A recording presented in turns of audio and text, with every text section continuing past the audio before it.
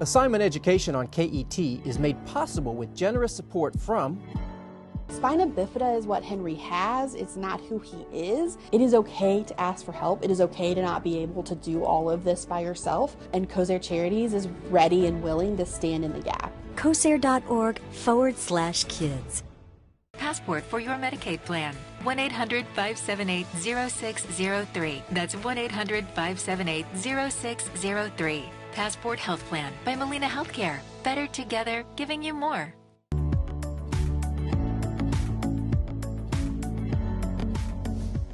I'm Sam Corbett on Assignment Education, the show that seeks out the positive things that are happening in our Kentucky schools.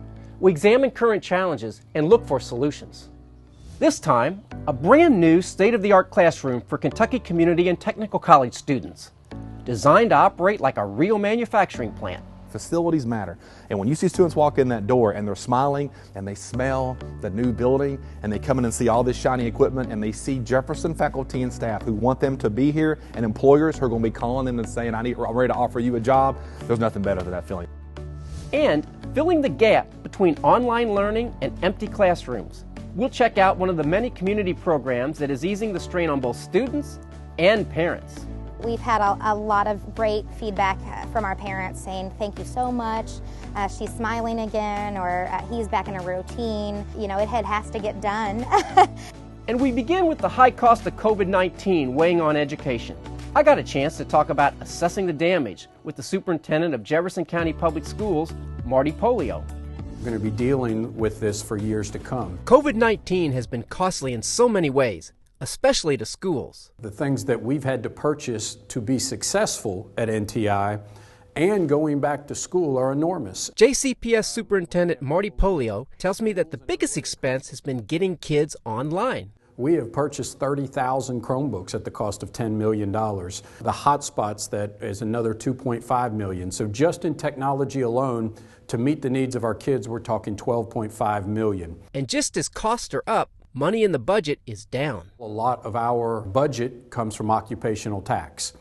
So when unemployment is high, clearly we're impacted by that. So in the spring, that's a hit of about $10 million. And once kids get back to classrooms, COVID-related expenses will continue to mount. When we were coming back to school, and school districts are dealing with this, and we will deal with this as we move forward, is the cost of PPE. Anywhere between 50,000 to 100,000 masks a day. So just for masks, hand sanitizer, cleaning equipment, thermometers, we were estimating about $15 million for the whole year. We were fortunate to get, in the end, about $29 million from the CARES Act, but the impact on this district will be far greater than that number. And I think PPE will be a reality for school districts for the foreseeable future. This is not something that is just going to end when we come back to school, and probably this time next year we'll still be dealing with PPE. The shutdown of schools has been costly in many ways, and it's created a logistical nightmare for a lot of parents. That's why several community groups, like the YMCA, have been stepping up, helping to fill in the gaps. While JCPS has gone to 100% online learning, many students are actually still coming to the school buildings.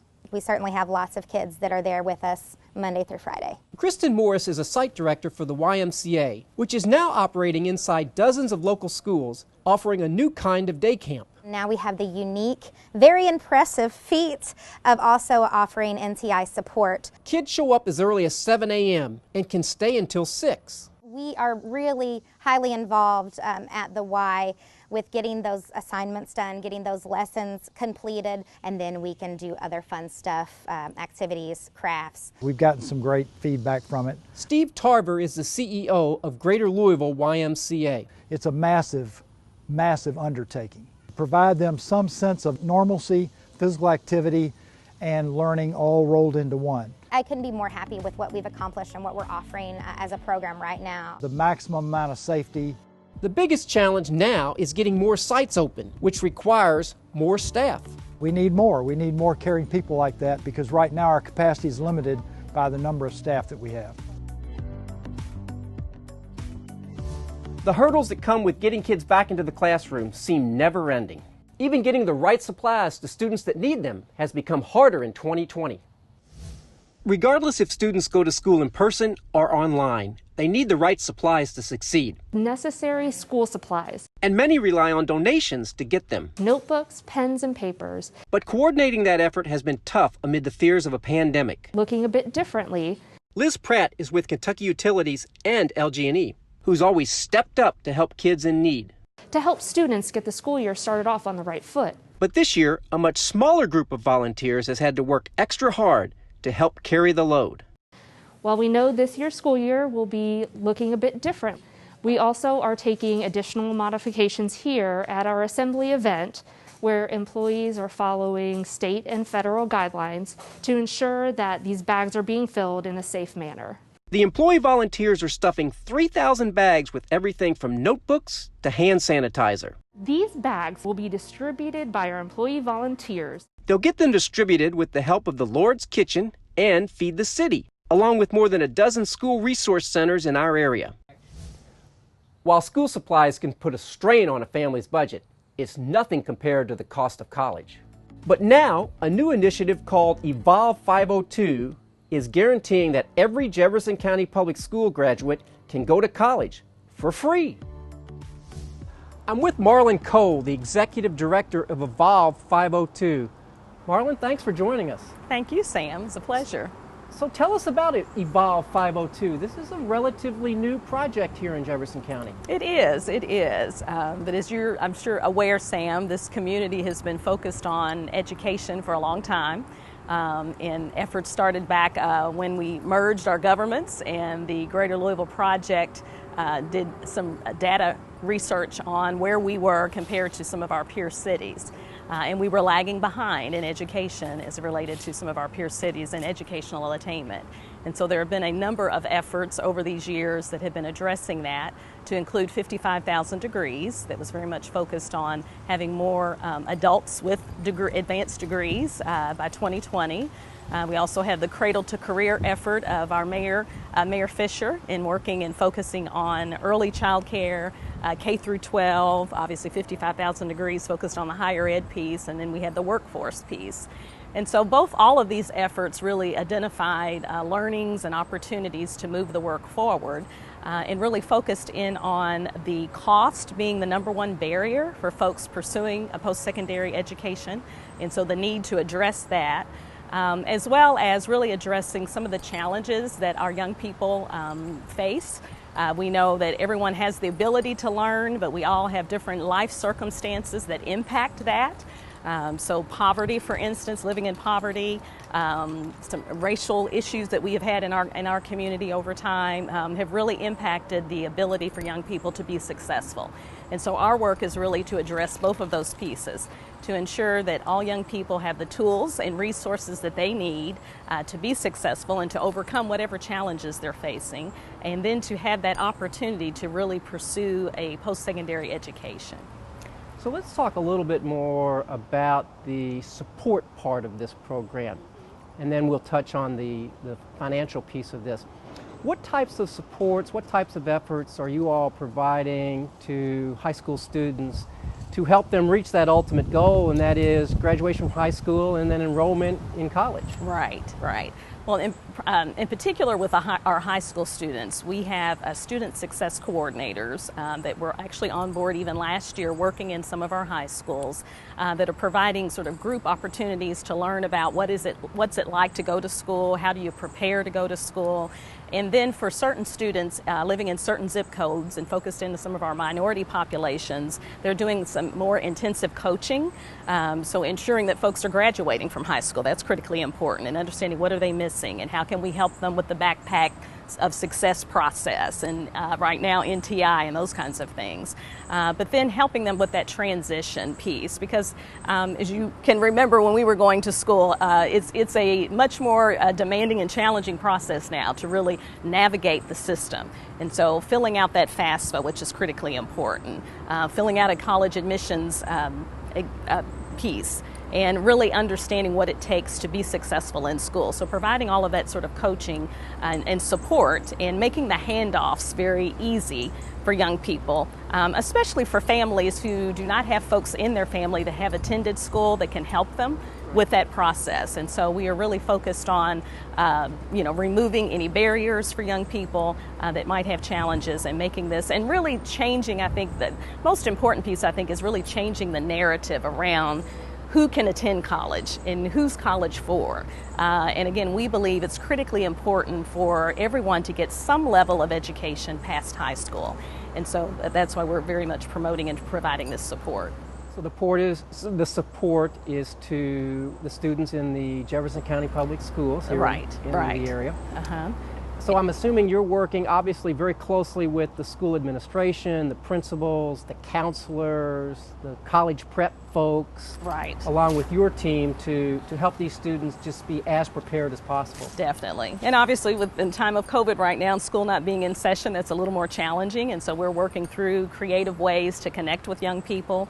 Our scholarship application just opened this October 1st, and we were pleasantly surprised as to date we almost have 200 applications already in.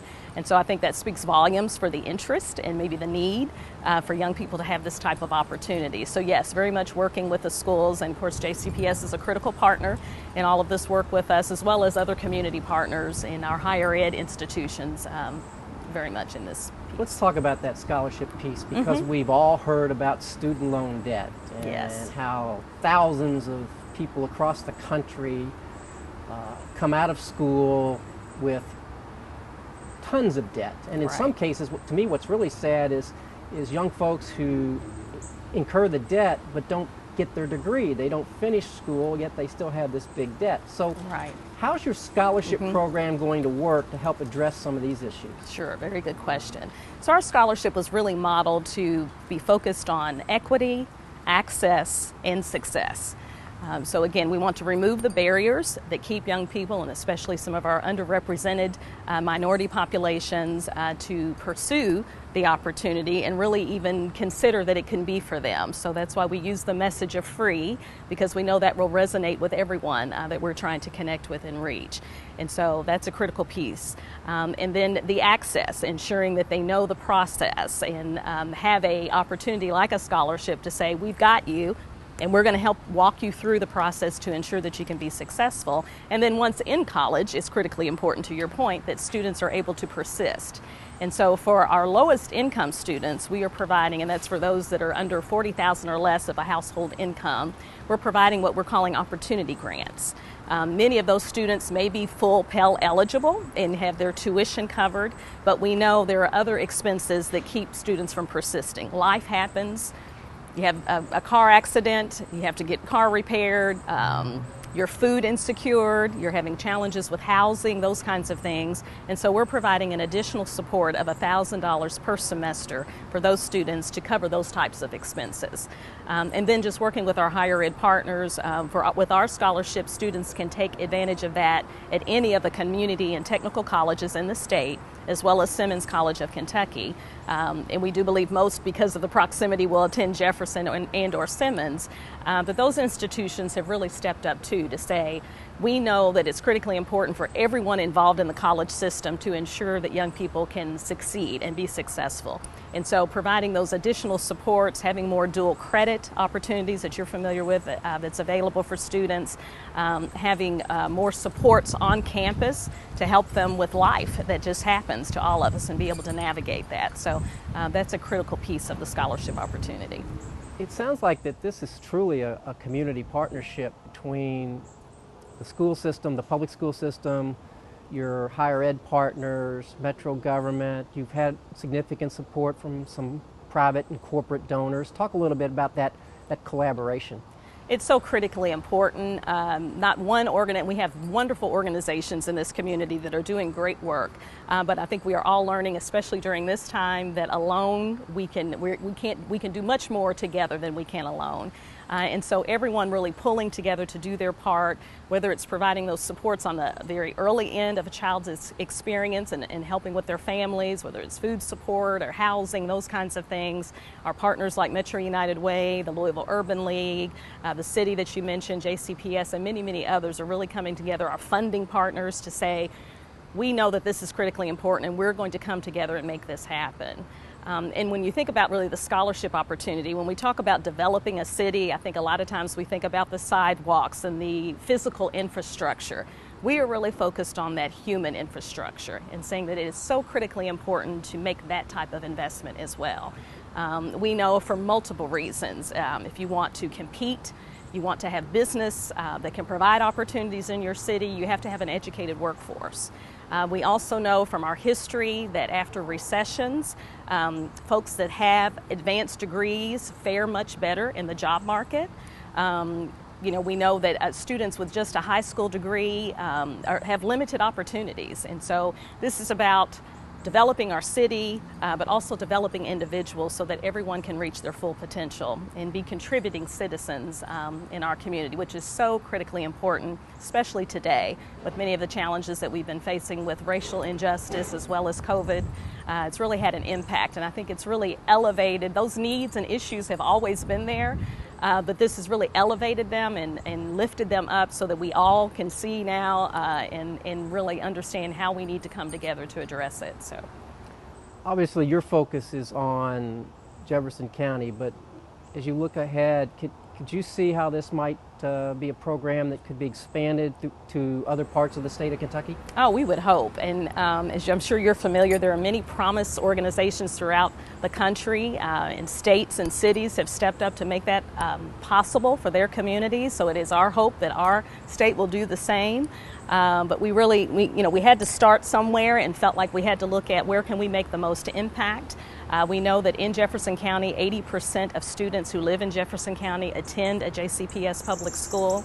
And quite frankly, their rates of attending college were dropping and have dropped significantly over the last 10 years.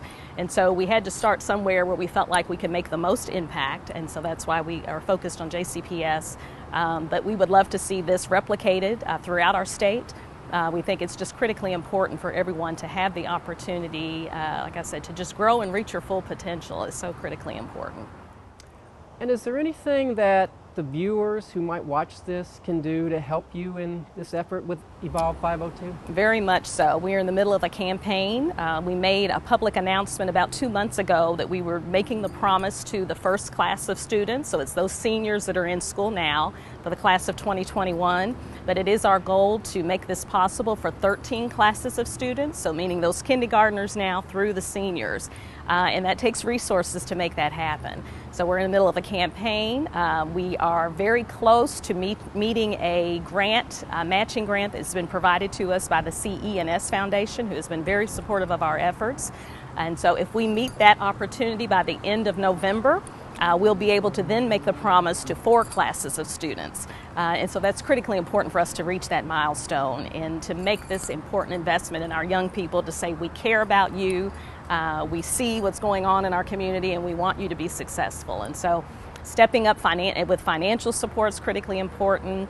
Getting more businesses engaged with us. You know, we'd love to provide connection points and better connection points to career opportunities for our scholars. And so there are many ways that the community can come together and help us in this effort, because it takes all of us to make this happen. So, well, Marlon, thank you for joining us today. Thank you. And best of luck as you continue to roll out Evolve 502. Thank you so much. We appreciate it.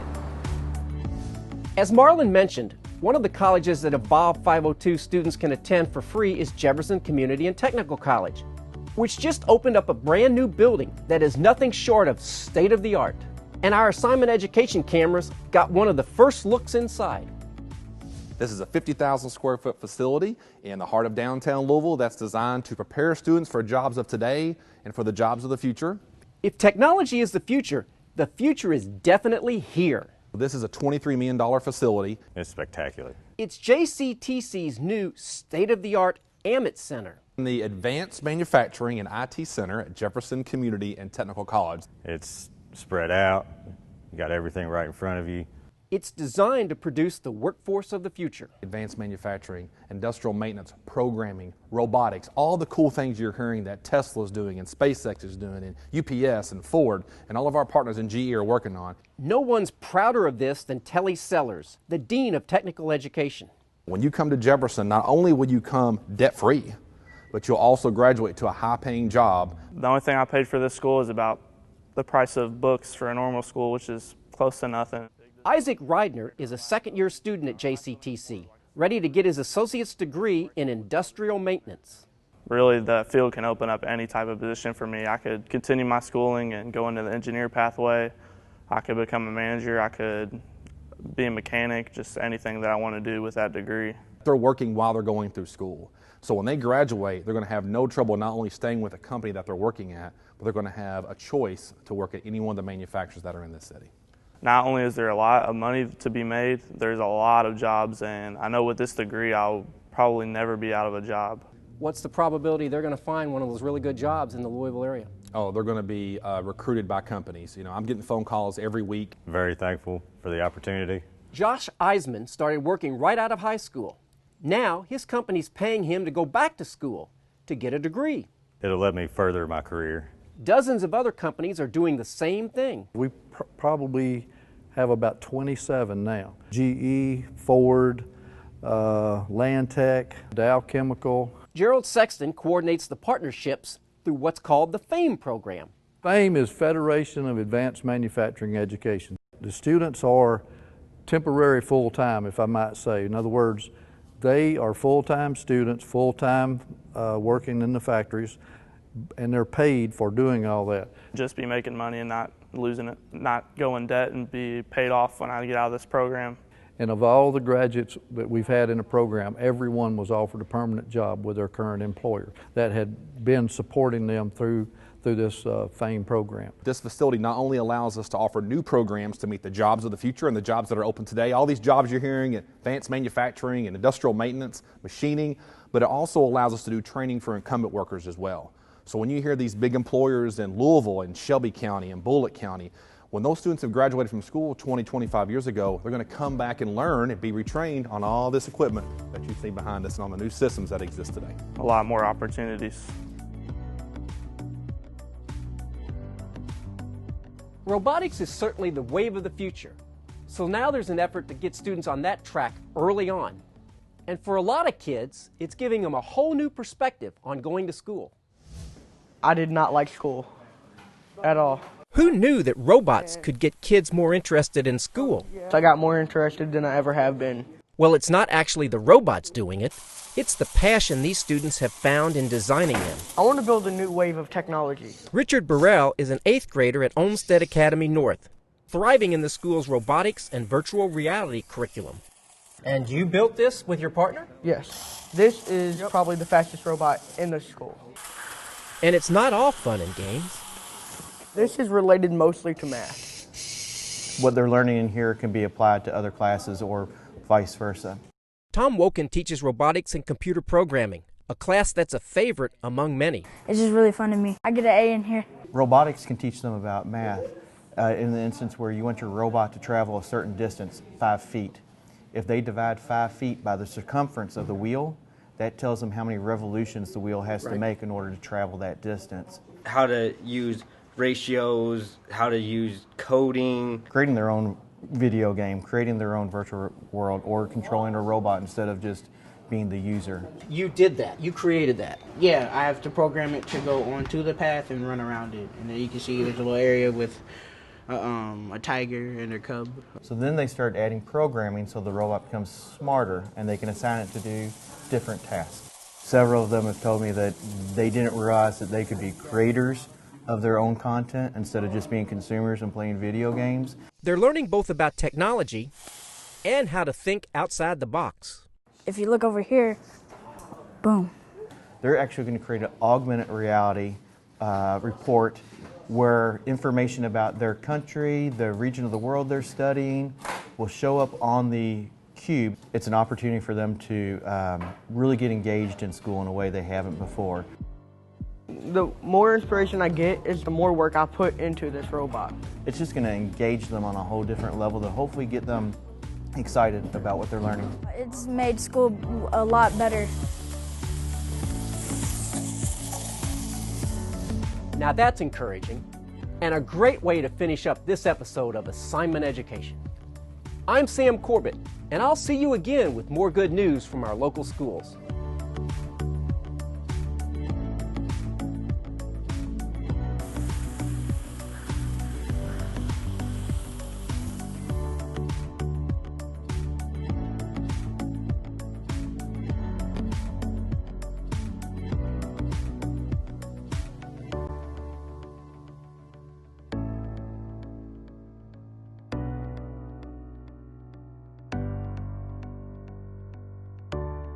Assignment Education on KET is made possible with generous support from Passport for your Medicaid plan. 1-800-578-0603. That's 1-800-578-0603. Passport Health Plan by Molina Healthcare. Better together, giving you more. Spina bifida is what Henry has. It's not who he is. It is okay to ask for help. It is okay to not be able to do all of this by yourself. And COSAIR Charities is ready and willing to stand in the gap. COSAIR.org/kids.